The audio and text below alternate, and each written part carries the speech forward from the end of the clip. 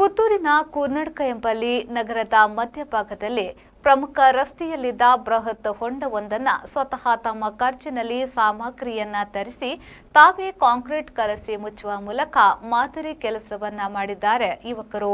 ಕೂರ್ನಡ್ಕದ ರಸ್ತೆ ಗುಂಡಿಯನ್ನ ಮುಚ್ಚುವಂತೆ 3 ತಿಂಗಳ ಹಿಂದೆ ಮಧ್ಯರಾತ್ರಿ ದಿಢೀರನೆ ಪ್ರತಿಭಟನೆ ಮತ್ತು ಹಲವಾರು ಬಾರಿ ಪುತ್ತೂರು ನಗರಸಭೆಗೆ ಹಾಗೂ ಸ್ಥಳೀಯ ಕೌನ್ಸಿಲರ್ ಜನಪ್ರತಿನಿಧಿಗಳಿಗೆ ಮನವಿ ಕೊಟ್ಟು ಏನು ಪ್ರಯೋಜನವಾಗದಿದ್ದಾಗ ಕೊನೆಗೆ ಕೂರ್ನಡ್ಕದ ಸಾಮಾಜಿಕ ಕಾರ್ಯಕರ್ತರಾದ ಹಕೀಂ ಕೂರ್ನಡ್ಕ, ಸಿರಾಜ್ ಎಕೆ ಮತ್ತು ಯಹಿಯಾ ಕೂರ್ನಡ್ಕ ಕಾಂಕ್ರೀಟೀಕರಣ ಮಾಡಿ ಗುಂಡಿಯನ್ನ ಮುಚ್ಚಿದ್ರು. ಸಾರ್ವಜನಿಕ ಹಿತದೃಷ್ಟಿಯಿಂದ ಮಾಡಿದ ಈ ಕಾರ್ಯಕ್ಕೆ ಸ್ಥಳೀಯರಿಂದ ಮೆಚ್ಚುಗೆ ವ್ಯಕ್ತವಾಗಿದೆ. ಸಾರ್ವಜನಿಕ ಹಿತಾಸಕ್ತಿಯನ್ನ ಗಮನದಲ್ಲಿಟ್ಟುಕೊಂಡು ಇವರು ಮಾಡಿದ ಕೆಲಸಕ್ಕೆ ಹಲವರು ಪ್ರಶಂಸೆ ವ್ಯಕ್ತಪಡಿಸಿದ್ದಾರೆ.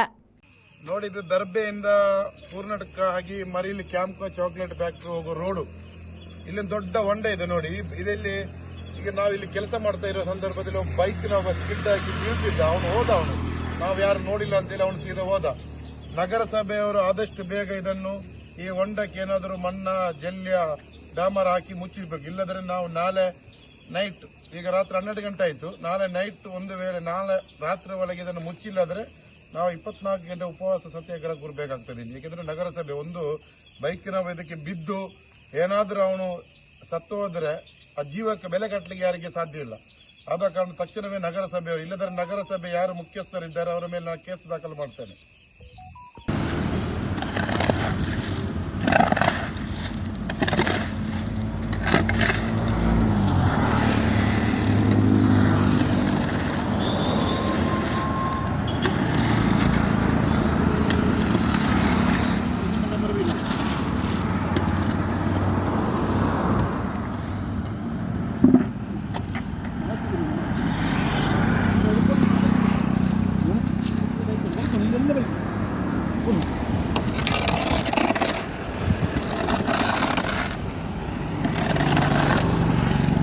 Anish, V4 news, Puttur.